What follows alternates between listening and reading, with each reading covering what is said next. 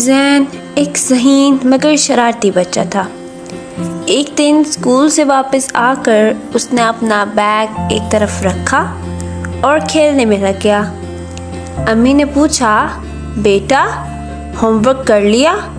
ज़ैन को मालूम था कि उसने कुछ भी नहीं किया, लेकिन उसने झूठ बोल दिया, जी अम्मी जान सब कर लिया। अम्मी मुस्कुरा कर चली गईं, लेकिन ज़ैन का दिल अजीब सा हो गया। रात को जब वो सोया तो एक खौफनाक सा ख्वाब आया।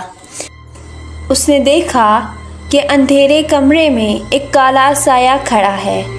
आंखें रेड हैं उसकी और आवाज़ भी बहुत ही ज़्यादा डराने वाली है। वो साया कह रहा था, शाबाश ज़ैन, तुमने पहला कदम उठा लिया। झूठ बोलना सीख गए हो, अब आहिस्ता आहिस्ता मैं तुम्हें और भी सिखाऊंगा। ज़ैन डर के मारे चीख कर उठा।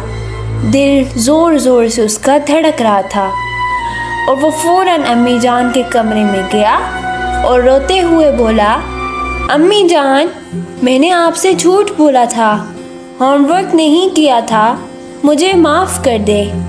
अम्मी ने प्यार से ज़ैन को गले लगाया और कहा, बेटा गलती हो जाए तो सच बोलना सबसे बहादुरी वाला काम है। अल्लाह सच बोलने वालों से मोहब्बत करता है और शैतान सिर्फ झूठों का दोस्त होता है।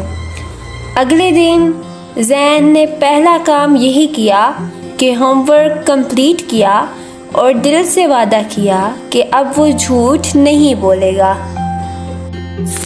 तो प्यारे बच्चों, हमें कभी भी झूठ नहीं बोलना चाहिए, हमेशा सच बोलना चाहिए।